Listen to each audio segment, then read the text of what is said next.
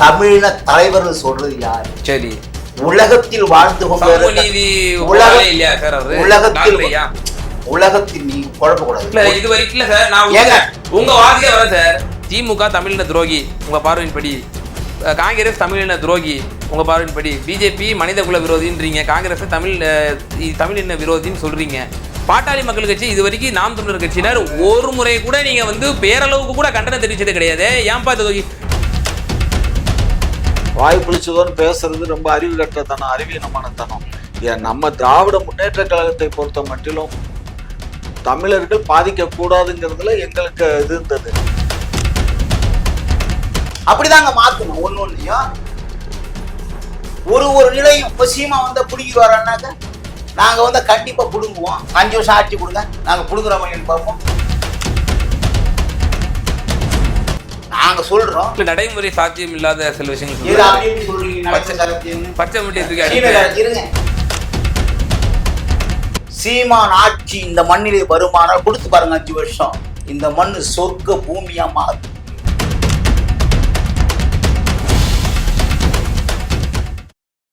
குக்கு செய்திகள் நேயர்களுக்கு அன்பு வணக்கம். இன்றைய சிறப்பு விவாத நிகழ்ச்சியில் நம்மோடு இணைந்திருக்கும் சிறப்பு விருந்தினர்கள் நாம் தமிழர் கட்சியினுடைய கொள்கை பரப்பு செயலாளர் மரியாதைக்குரிய திரு இடிமுரசு அவர்களும், மேலும் திமுகவை சார்ந்த முனைவர் காமாட்சி ஐயா அவர்கள். இருவருக்கும் வணக்கம்.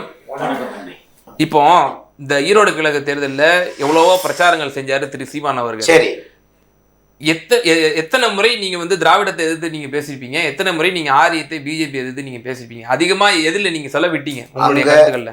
அங்க திமுக நாம் தமிழ் கட்சி 2 தானே போட்டிக்கிட்டது. நாங்க ஏன் பிஜேபி தேவையில்லாம பேசணும்?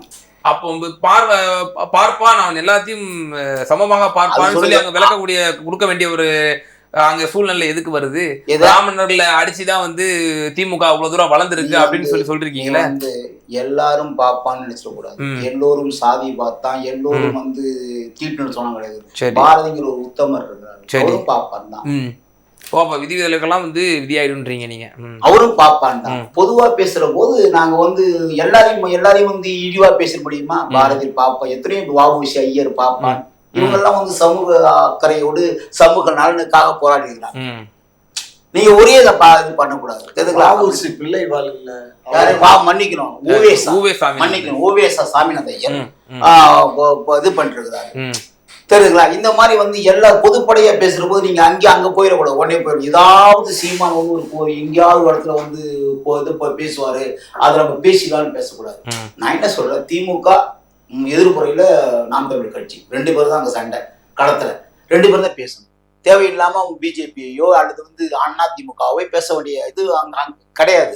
அவங்க போட்டிட்டாங்கன்னா எங்களை எதிர்த்துனாங்கன்னா பேசுறது, அவங்க ஆட்சியில செஞ்ச அவலங்கள், அவங்க ஆட்சியில செஞ்ச கொடுமைகள் எல்லாம் பேசலாம். ஆனா இன்னைக்கு நிக்கிறது வந்து திமுக தானே. திருக்காமச்சையா நீங்க தான் நிக்கிறீங்க.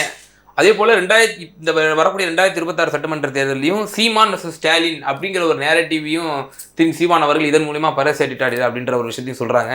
மேலும் நீங்க சொல்றீங்க பிஜேபிங்கிற பி டீம் குத்துறீங்க. இதே திரு சீமான் அவர் தான் பிரச்சாரம் பழனி பாபா வந்து இது கூட தவறு. நான் சொல்றேன், நாம் தமிழ் கட்சி திமுக கூட்டணி அப்படியே. சரி, ஓகே, ஆமா, ஓகே. நாம் தமிழர் வெர்சஸ் திராவிட முன்னேற்ற கூட்டணி அப்படிதான் வந்து ஒரு களம் வந்திருக்கு அப்படின்னு சொல்லி அவர் ஒரு நேரட்டிவா இதன் மூலியமா அவர் வந்து ஒரு கெயின் பண்ணிக்கிட்டாரு அப்படின்ற ஒரு விஷயத்தையும் சொல்றாங்க. இதே போலதான் இந்த தேர்தலில் வந்து தேர்தல் பிரச்சாரங்கள்ல வந்து நம்முடைய திப்பு சுல்தான் அவர்களுடைய வந்து புகழை போட்டுறாரு. அதே போல பழனி பாபா அவர்களை வந்து முன்னிலைப்படுத்தி அரசியல் செய்யறாரு. அப்ப இவர்கள் எல்லாம் வந்து RSS பிஜேபியினருக்கு வந்து முற்றிலும் எதிரானவர். அப்ப இவங்களெல்லாம் கையில எடுக்கிறாருல்ல. அப்ப இதன் மூலியமா நீங்க வந்து எப்படி சொல்ல முடியும் நீங்க பிஜேபி பி டீமா இருக்காரு அப்படின்னு சொல்லி? நான் சொன்னேன் பி டீம் சார், நீ பிஜேபி அவர் RSS இதுவாயிட்டாருன்னு சொல்றீங்க. புரிஞ்சுக்கோங்க. இப்ப எச் ராஜாவை இவர் என்ன சொன்னாரு, வைத்தியம் பார்க்க முடியாத பைத்தியம். சரி, பதிவு பண்றாரு. சரி, ஆனா அவங்க ஒருங்கிணைப்பாளர் என்ன சொல்றாரு, அறிஞர் அப்படிங்கிறாரு. யார எச் ராஜாவா அறிஞர்னு சொல்றாரு. அப்ப இதே முரண்பாடு இருக்கா இல்லையா? தொண்டனுக்கும் தலைவனுக்கும் உள்ள முரண்பாடு. நான் இப்ப சொல்லல, சூழல் மாறுகிற போது நான் என்ன சொல்றேன், நாங்க என்ன சொல்றோம், பெரியார் பேசினோம்னு சொன்னோம். அதை சொன்னத உண்மை, அதற்கான எல்லாத்தையும் வந்து நான் எடுத்துறேன்னு சொல்லிட்டு அண்ணாமலை சொல்றாப்புல. ஏன் இந்த நிமிஷம் வர கொடுக்கலாம்? யாரு அண்ணாமலைட்ட வாங்கி அது கேளுங்க, ஏன் கொடுக்கல தம்பின்னு கேளுங்க. நாங்க அப்படி சொல்ல, அவங்க கொடுக்கல சொல்லுங்க. அவங்க எச் ராஜா எல்லா உதவியும் செய்வார் சொல்றாரு. உண்மை வெளிவந்ததை அவர்கள் வந்து எங்களுக்கு சார்பா நிக்கிறாங்க. தம்பி பேரறிஞன்னு சொல்றது என்ன தம்பி தவறு இருக்கு? என்ன தவறு இருக்கு? நான் கேட்கிறேன், பேரறிஞன் சொல்றது ஒரு மனுஷனை போய் என்ன தவறு? நான் சொல்றேன், அதாவது வந்து இவன் கற்பழிச்சுட்டான், இவன் வந்து குடிகாரன், இவன் கொள்ளக்காரன், இவன் அயோக்கியன் அப்படி சொல்ல தவறு. ஒரு மனுஷன் இப்போ சீமானன் எல்லோரையுமே அண்ணன் தம்பி உறவு ஒப்பரை எங்க அப்பா சித்தப்பா பெரியப்பா சொல்லுவாரு. அதெல்லாம் தவறுன்னு சொல்றீங்களா? ஒரு மனுஷனை நாளைக்கு உங்களுக்கு தப்பி தவறியாவது உங்களுக்கு கலைஞரையோ வைகோவையோ பேரறிஞர்னு சொல்வதற்கு மனம் வந்துருமா உங்களுக்கு? யார தம்பி? யார? உங்களதான் கேக்குறேன். நாளைக்கு தப்பி தவறி வந்துருமா வைகோவையும் கலைஞர் கருணாநிதியும்? 1,75,000 பேர் இலங்கையிலே என்ன கொள்ற போது ஐயா கலைஞர் அவர்கள் அது ஒரு தட்டி கேட்டு இருந்தார், ஒரு அறிக்கை விட்டு இருந்தாருன்னா என்ன கலைஞர் இந்த மண்ணில் கட்சி இருந்திருக்காரு. என்ன பேசிட்டு இருக்கு அன்னைக்கு சீமான் என்ன பண்ணாரு? என்னைக்கு நானே என்ன பண்ண, நானே ஒரு சராசரி மனுஷன் தான், சீமா ஒரு சராசரி மனுஷன் தான் இருந்தாரு. இந்த அதாவது சோனியா காந்தி அந்த போரை நடத்துகிற போது தமிழ்நாட்டில் முதலமைச்சராக இருந்தவர் ஐயா கலைஞர் அவர்கள். அப்போ ஐயா கலைஞர் அவர்கள் இது வந்து ஒரு இனத்தை அழிக்கக்கூடிய வேலையை நீங்க செய்யறீங்க, இந்த நாட்டில் நான் முதலமைச்சர், அந்த இனத்திற்கு நான் முதலமைச்சராக இருக்கிறேன், தமிழ் இனத்திற்கு நீங்க செய்யக்கூடாதுன்னு ஒரு அறிக்கை இருந்தாருன்னா தமிழ்நாட்டுல எந்த கட்சி வந்திருக்காது, நான் தமிழ் கட்சி வந்திருக்காது. இலங்கைக்கு எதிராக அன்றைக்கு தமிழர்களுக்கு ஈழத்துக்கு எதிராக நடந்தது 22 நாடுகள் இலங்கைக்கு ஆதரவு. ஒரு நாடு 2 நாடு இல்ல, 22 நாடுகளுடைய ஒத்துழைப்போட தான் அது நடந்துச்சு அந்த போர். அப்படிப்பட்ட அந்த போர்ல அவர் தோத்து போயிட்டார். ஒரு போர் நடக்கிறோம், வெற்றி தோல்விங்கிறது சகஜம். ஆனா இந்திய திருநாட்டினுடைய பங்களிப்பு எவ்வளவு மிக பல பெரியதா இருந்தது. அதுக்கு முன்னாடி வழி நாங்க கொடுத்துக்கிட்டு தான் இருந்தோம். அதே மாதிரி அன்றைக்கு வந்து அவர் உண்ணாவிரதத்துக்கு வந்த போது இந்த சிதம்பரம் வந்து எங்களை ஏமாத்திட்டார். சிதம்பரம் ஆமா, அவர் என்ன பண்ணாரு, அது வந்து நீங்க கூட்டணி விட்டு வெளியில வரணும் பாக்கணுங்கிறது இது நம்ம நாடு இல்ல, இது அடுத்த நாடு. அடுத்த நாட்டுல இருக்கக்கூடிய ஒரு உள்நாட்டு போர்ல அவங்களுக்கு வந்து இடையூறு ஏற்படுதுன்னா அதுக்காக இங்க நாங்க ரிசைன் பண்ணிட்டு வரணுங்கிற அவசியம் எங்களுக்கு இல்ல. ஏற்கனவே 2 முறை இந்த விடுதலை புலிகளுக்காக எங்க ஆட்சியை இழந்திருக்கோம், புரிஞ்சுக்கோங்க. ஏதோ சும்மா வாய் புளிச்சதோ மாங்காய் புளிச்சதோன்னு சில பேர் பேசுறாங்கல்ல. ஐயா கொஞ்சம் நிமிஷம் இருங்க. வாய் புளிச்சதோன்னு பேசுறது ரொம்ப அறிவு கட்டத்தனம், அறிவீனமானத்தனம். நம்ம திராவிட முன்னேற்ற கழகத்தை பொறுத்த மட்டிலும் தமிழர்கள் பாதிக்க கூடாதுங்கிறதுல எங்களுக்கு இது இருந்தது. ஆனா அதே சமயத்துல வந்து இவங்க தவறுதலாக வந்து என்றைக்கு வந்து இந்த தமிழக மண்ணிற்கு வந்த ராஜீவ்காந்தியை வந்து கொன்னாங்களோ அதே மாதிரி இன்றைக்கு இவங்களுடைய ஒருங்கிணைப்பாளர் நாங்க தான் சுட்டோம் அப்படின்னு பப்ளிக்கா மேடையில பேசினாரோ, படுகொலை செஞ்சோன்னு பேசினாரோ, அதுக்கப்புறம் வந்து இதை எப்படி நம்ம ஏற்றுக்கொள்ள? எதுக்கு எதை உதாரணம் காட்டுறோம் தெரிஞ்சுங்க. இதெல்லாம் அதனுடைய தொடர்ச்சி. அதனுடைய தொடர்ச்சி பேர் வந்து இந்த அறையில இருக்கிறோம், 3 பேர் இந்த அறையில இருக்கிறோம். எனக்கு வந்து ஒரு காக்கா வலுப்பு வந்துடுது, யார் கவுந்து பண்றத? இந்த 3 பேர் இந்த அறையில இருக்கு தம்பி, எனக்கு வலுப்பு வந்துருது, கவுந்து பண்றது யாரு? நம்ம தான் பண்ணுவோம். நம்மன்னு சொல்லக்கூடாது, நம்ம நீங்க 2 பேர் யாராவது ஒருத்தர் பண்ணணும். அதை பண்ணீங்களான்னு கேட்டா அதெல்லாம் வந்து அது எனக்கு அதுக்கு சம்மந்தம் சொன்னா எப்படி? சம்பந்தம் இல்லைங்க. அப்புறம் காக்கா வலுப்புனா ஒரு மனிதன் ஏங்க இங்க ஒரு ரூமுக்குள்ள உங்களுக்கு வந்துருச்சுன்னா பார்க்க வேண்டியது எங்களுடைய கடமை. அதை விட்டுவிட்டு ஒரு இன்னொரு நாட்டுல ஒரு பிரச்சனை வந்துச்சுன்னா அதுக்காக 2 முறை நாங்க தெரிஞ்சோ தெரியாமலே நீங்க வேற நாடு தானே சும்மா இது கனிமொழி அண்ணன் திருமாவளவன் டிஆர் பாலு ஒரு குழு எதுக்கு போனீங்க? அது நாடாளுமன்ற குழு. எதுக்கு போனீங்க? எதுக்கு போனீங்க? சும்மா இருங்க, சும்மா இருங்க.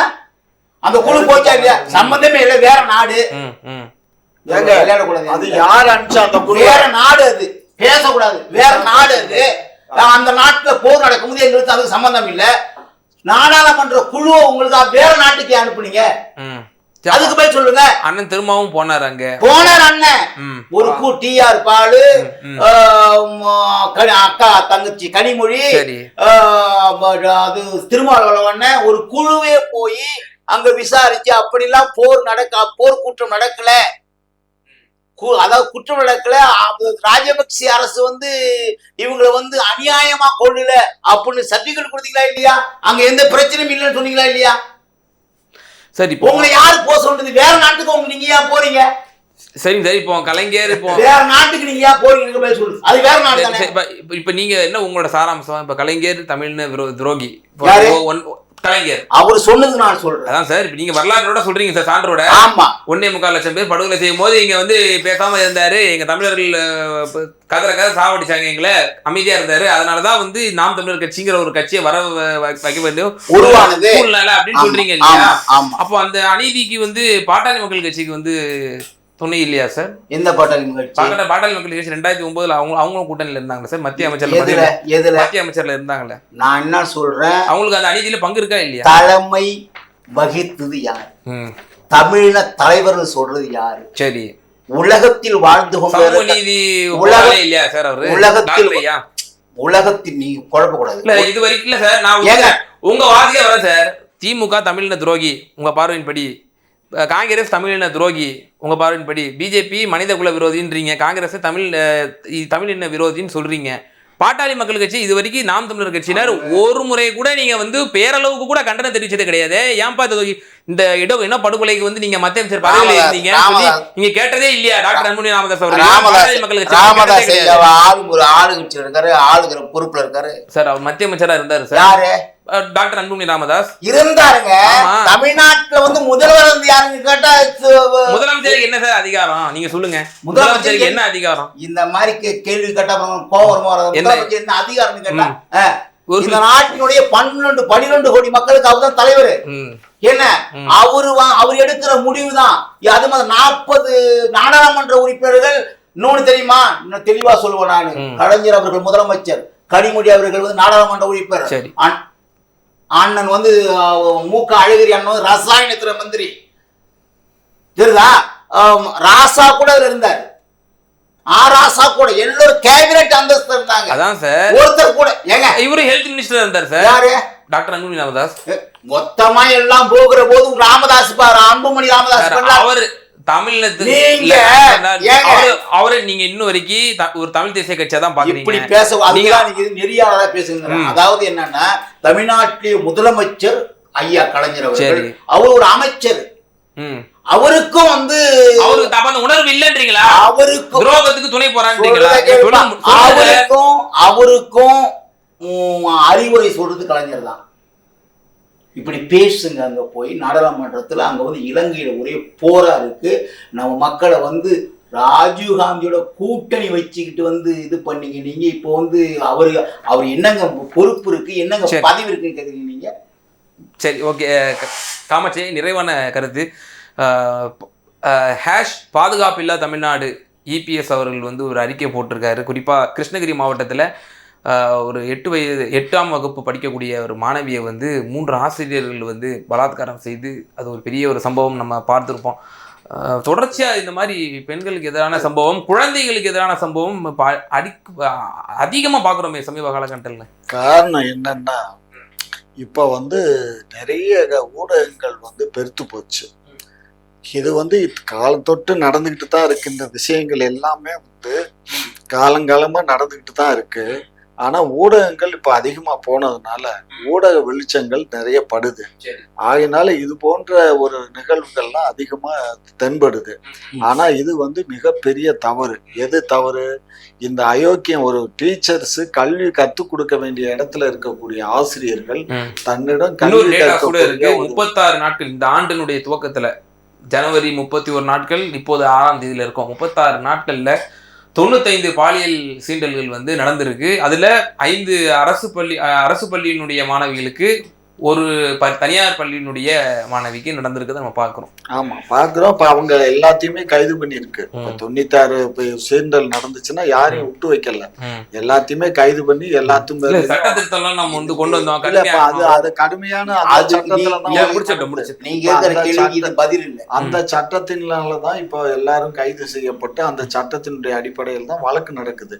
ஏன்னா எப்ப சட்டம் வந்துருச்சுன்னு சொன்னா அந்த சட்டம் நீதிமன்றம் தான் தண்டனை வழங்குமே தவிர சட்டத்திட்டத்தை கொண்டு வரது எதுக்காக? நம்ம குற்றம் செய்யறவனுக்கு வந்து கண்டிப்பா ஒரு பயம் ஏற்படும். அவனுக்கு வந்து அடுத்து செய்ய மாட்டான். நம்ம முதல்வர் வந்து இரும்பு கரம் கொண்டு செயல்படுவாரு. ஆனா இரும்பு கரம் வந்து செயல்படலையே, அதானே செயல்படலன்னு எப்படி சொல்ற? அடுத்தடுத்து நடக்குது சார். அடுத்தடுத்து நடந்தா எல்லாத்தையும் கைது பண்ணி உள்ளதுக்கு போட்டிருக்கோம்ல, யாரையும் விட்டு வச்சிருக்கோமா? இல்ல யாரையாவது கைது பண்ணலன்னு சொல்ல இயலுமா உங்களால? இந்த குற்றம் நடந்துச்சு, இந்த குற்றத்துல இந்த குற்றவாளியை பிடிக்கலன்னு சொல்ல இயலுமா? ராமதாஸ் அவர்கள் ஏற்கனவே பல டிபேட்ல வந்து நான் குறிப்பிட்டிருப்பேன். போக்சோ வழக்குல கிட்டத்தட்ட 80% எதிரிகள் வந்து தப்பிச்சிடுறாங்க. இதுல வந்து காவல்துறையினுடைய இல்ல, இது 2023 ஆண்டு வரைக்கும் அவர் வந்து டேட்டாஸோட சொன்னாரு. கண்ணு அவர் டேட்டாஸோட சொல்றாரு, சொல்லலைங்கிறது வேற விஷயம் கண்ணு. இப்ப இந்த சட்ட திருத்தம் சட்டமன்றத்துல இப்ப போன இதுலதான் கொண்டு வந்தது, சரிங்களா? அதுக்கப்புறம் இப்ப நடக்கிற இந்த வழக்குல வந்து யாரும் தப்பிக்க இயலாது, சரியா? ஆனா இதுல காவல்துறை வந்து பழைய மாதிரி அசால்ட்டா இருந்தான்னா, ஏற்கனவே ஒரு காவலர் நாய் வந்து இங்க நம்ம ஐஸ் ஹவுஸ் பக்கத்திலேயே அதனால அவனையும் நம்ம விட்டு வைக்கல. அதே மாதிரி வந்து ஆட்டோல வந்த ஒரு பொண்ணை வந்து ஒரு ஆட்டோ டிரைவரும் அவங்க கூட 2 பேரும் சேர்ந்து 3 பேரும் அதுக்கு வந்து இது கொடுத்தா உடனே அவங்க 3 பேர்த்தையும் கைது பண்ணியாச்சு. உடனே சேஸ் பண்றோம், காவல்துறை வந்து உடனே சேஸ் பண்ணுது, சினிமா பாணியில. சோ அந்த அளவுக்கு நம்ம வந்து காவல்துறையை முடிக்கி விட்டுதான் வேலை பார்த்துட்டு இருக்கோம். இதுக்கு மேல என்ன செய்ய இயலும்? எனக்கே ஆச்சரியமா போச்சு. அந்த பொண்ணு வந்து ரொம்ப கெட்டிக்கார பொண்ணு.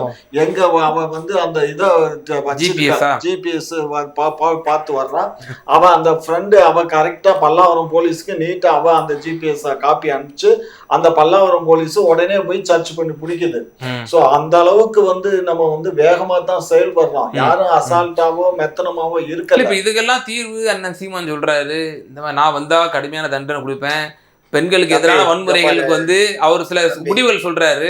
ஆனா அதெல்லாம் நம்ம வந்து கேள்விக்கு உட்படுத்துறோம். ஒன்னால புடுங்க முடியாது, புரிஞ்சுக்கோ. நீ வந்து இங்க வந்து சட்டங்கிறது நீதிமன்றத்தின் வாயிலா தான் தண்டனை வழங்கப்படும். நேரடியா நீ வந்து இது என்ன முகமதியர் கண்ட்ரின்னு பாத்தியா, முஸ்லிம் கண்ட்ரின்னு பாத்தியா? அங்கேயும் நீதிமன்றம் இருக்கு, இருந்தாலும் கல்லால் அடிக்கிறது, கைய வெட்டுறது, அதெல்லாம் நீதிமன்றம் கொடுக்கறதா? அதெல்லாம் இங்க இருக்க அரசியல் சட்டத்துல அது இயலாது, சரியா? நமக்குன்னு ஒரு சட்ட வடிவம் இருக்கு, அந்த சட்டத்துக்கு உட்பட்டு தான் தண்டனைகள் வழங்கப்படும். ஆகையினால இந்த குற்றங்கள் எல்லாம் மிகப்பெரிய குற்றம். இந்த குற்றம் செஞ்ச குற்றவாளிகளுக்கு தூக்கு தண்டனை வழங்கணும். இதுதான் என்னுடைய தீர்ப்பு. உங்களுடைய தீர்ப்பு பலம். அதுக்கு உண்டான உங்க காவல்துறை வந்து அதுக்கு உரிய வழக்குகள் பதிவு செய்யணும். நான் பேசணும்னா ஒண்ணு போயிடுறேங்க. நான் சொல்றேன்னா, ஆட்சி அதிகாரம் உங்களுக்கு பொள்ளாச்சி வழக்கு திமுக என்ன பேசுது உங்களுக்கு தெரியும். என்ன பேசுங்க திமுக உங்களுக்கு தெரியும், இருக்கிற ஐயா கூட எல்லாருக்கும் தெரியும். நீங்க ஆட்சிக்கு வந்து 4 வருஷம் ஆகுது. என்ன தொடர்ந்து இந்த மாதிரி பாலியல் சீண்டல்கள், என்ன பிள்ளைங்க பொம்பளை பிள்ளைங்க வெளில போகும்போது நடந்துகிட்டு இருக்கு. இதுவரை எடுத்த முடிவுல நாங்க உள்ள வச்சோம். இதுவா வந்து அதுக்கு விடை சிபிஐல இருக்கு சார் வழக்கு. எது? பொள்ளாச்சி பாலியல் வழக்கு. எங்க நீங்க சிபிஐ கொடுங்க, சிபிஐ கொடுங்க, அது இல்ல, சட்டம் கடுமையாக்கப்படணும். சட்டம் இல்ல சார், சிபிஐக்கு போயிடுச்சு சார். இப்ப மாநில காவல்துறை கட்டுப்பாட்டுல இல்ல. சிபிஐ கிட்ட போயிட்டு இப்ப சிபிஐ இருந்து சிபிசிஐல இருந்து சிபிஐ போய் அதிகமா உங்களுக்கு ஆமா போயிருக்காங்க இல்லையா? அப்படி படிப்படியா போவோம். நான் என்ன சொல்றேன்னா, நான் சொல்றது உங்களை வழங்குதான், சட்டம் கடுமையாக்கப்படணும். யார் உண்மையான குற்றவாளின்னு கண்டுபிடிக்கணும். இப்போ நான் சொல்றேன், கைது செய்யப்பட்டவங்களாம் உண்மையான குற்றவாளின்னு சொல்லுவாங்க. விசாரணை நடத்தி அவன் யார் உண்மையான குற்றவாளியா இல்லையா, நீ கொண்டு போய் செக்ஷன் அதாவது அமைப்புக்கு மாத்திட்டு போனா 5 வருஷம் ஓடிடுமே. அப்புறம் அடுத்த 5 வருஷம் வந்தா அவன் செஞ்சுக்கிட்டு இருப்பான், அவன் அப்படிதான் இருந்துகிட்டு இருப்பான். இப்போ ஆட்சி பொறுப்பேற்றவங்க இது வந்து சாதாரண செய்தி இல்லை. உங்களுக்கு தெரியும் இல்ல, அண்ணா யூனிவர்சிட்டியா இருக்கட்டும், யாரா இருக்கட்டும், இன்னைக்கு நடந்ததா இருக்கட்டும், காவல்துறை வன்முறை பாலியல் பலாத்காரம் பண்றான், அவன் பண்றான், இவன் பண்றான். சட்டம் இந்த மண்ணில் யார் ஆட்சிக்கு வந்து கடுமையாக்கப்பட வேண்டும், தண்டனை கடுமையா இருக்கு. அப்பதான் சட்டம், அது அப்பதான் வந்து அது குற்றம் இந்த மண்ணில குறையும். ஆளுங்கட்சியில உள்ள அவங்க பண்ணிட்டாங்கன்னா அதை வந்து வேற மாதிரி கொண்டு போறது. ஒரு சாதாரண ஒரு ஏழை பையன் பண்ணானா அதை வேற மாதிரி கொண்டு போறது. கடுத்த சட்டம் தன் கடமையை செய்யணும்னு சொல்றது, இரும்பு கரம் கொண்டு அடக்குவோன்னு சொல்றது. வெறும் வாயால் சக்கரைன்னு எழுதி ஏட்டில் எழுதி நக்குனா இனிக்குமா? அதற்கான வேலை என்ன பார்க்கணும். இப்போ ஒரு நாள் நடந்தது, சரி பரவாயில்ல, தண்டனை கொடுத்து பரவாயில்ல, அது வந்து மென்மேலும் வந்து பெருகிக்கிட்டு போயிட்டே இருக்கு. அதற்கு வந்து பெருகிறது காரணம் என்ன காரணம்னு கண்டுபிடிச்சு அதை வந்து அதற்கான தீர்வு ஏற்படுத்திருக்கீங்களா? 5 வருஷம் அண்ணா திமுக ஆடுது, பொள்ளாச்சி பிரச்சனை. 5 வருஷம் திமுக ஆடுது, அண்ணா யூனிவர்சிட்டியில பிரச்சனை. இப்படிதான் மாறி மாறி மாறி மாறி போட்டு அதற்கான முடிவு என்னன்னு எப்படி சொல்லுவீங்க? அப்போ சீமான் வந்து நான் செய்யறேன்னா சீமான் என்ன புடுங்குவாரா? நாங்க சொல்றோம் நடைமுறை சாத்தியம் இல்லாத சில விஷயங்கள் சொல்றீங்க. அப்படி எப்படி சொல்றீங்க நடைமுறை சாத்தியம்? பச்சை மிட்டை இருங்க, சட்டத்தை அவர் கையில் நீங்களே பேசி சீனக்கிழங்கு வந்தது, உருளைக்கிழங்கு. இப்ப எல்லாம் சீனக்கிழங்கு வாங்க தெரியுமா? கட்ட நானு எல்லாம் அந்த நாட்டுக்கிழங்கு வாங்குறான். அப்படிதாங்க மாத்தணும். ஒன்னொன்னையும் ஒரு நிலையும் சீமா வந்தா புடுங்கிடுவாரான்னாக்க நாங்க வந்து கண்டிப்பா புடுங்குவோம். 5 வருஷம் ஆட்சி கொடுங்க, நாங்க புடுங்குற மாதிரி பார்ப்போம். அதான் சார், இப்ப நம்ம வந்து ஒரு மாநில அரசனுடைய ஒரு கட்டுப்பாட்டுல இருக்கிறோம். நாம வந்து ஒரு இந்திய ஒன்றியத்துக்குள்ள இருக்கோம், நம்ம தனி நாடு அல்ல. இது முதலமைச்சருங்கிறது ஒரு எல்லைக்கு உட்பட்ட துப்பாக்கி எடுத்து போர் செய்ய சொல்ல. இறையாண்மை ஜனநாயகம் மறுபடி என்ன கேட்கணுமோ அதை கேளுங்கிறேன். உங்களுக்கு இது ஒன்னே துப்பம், நாங்க வந்து தனி நாடு அப்படிலாம் கேட்கல.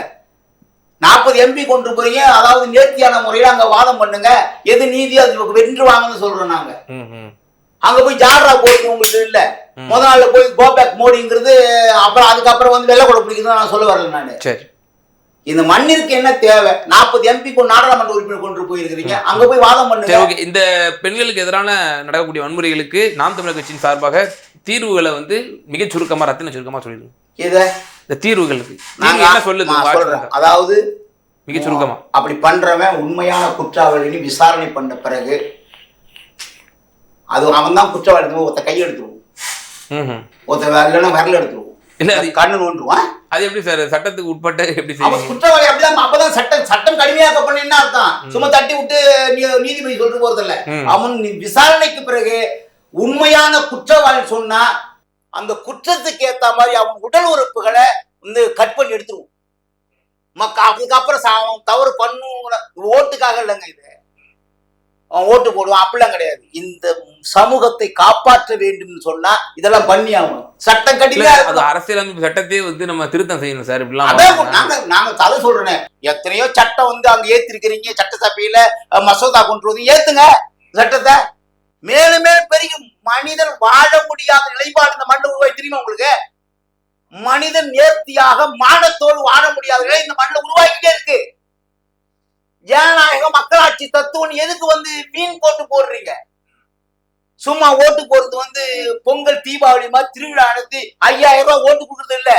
இந்த சமூகத்தை சீரமைக்கணும், சமூகத்தை மேன்மையான சமூகமாக கட்டி எழுப்பணும்னா இதெல்லாம் செஞ்சு ஆகணும். குடிச்சுட்டு அவன் போதைய போட்டுக்கிறான், என்ன போடுறான்னு தெரியல. கஞ்சா போடுறான், அப்படின்னு போடுறான், ஹெராயின் போடுறான், ஏதாவது போட்டுக்கிட்டு பிள்ளைங்களை வந்து மானமக்கப்படுத்துறான். அது அப்படி ஓடிக்கிட்டே இருக்கு. கேட்டா நாங்கள் வந்து இரும்பு காரம் கொண்டாடணும். என்ன இரும்பு காரம் கொண்டு இந்த ஒரு 4 வருஷம் அடிக்கிட்டீங்க? சொல்லுங்க பார்ப்போம். நீ இதுல வந்து நான் சொல்லிட்டேன், நான் சொன்னதுதான். சீமான் ஆட்சி இந்த மண்ணிலே வருமானால் கொடுத்து பாருங்க, 5 வருஷம் இந்த மண்ணு சொர்க்க பூமியா மாறும். ஓகே, தண்டனைகள் கடுமையாக்கப்படும். தண்டனைகள் கடுமையாக்கப்படும். தண்டனை மாத்திரம் இல்ல, எல்லாமே பாதுகாக்கப்படும். தண்டனை மாத்திரம் இல்ல, அதான் அன்பான சர்வாதிகாரம்ன்றாரு. ஆமா. ஓகே, உங்களுடைய இருவருடைய கருத்தை பகிர்ந்தமைக்கு மீது நன்றி.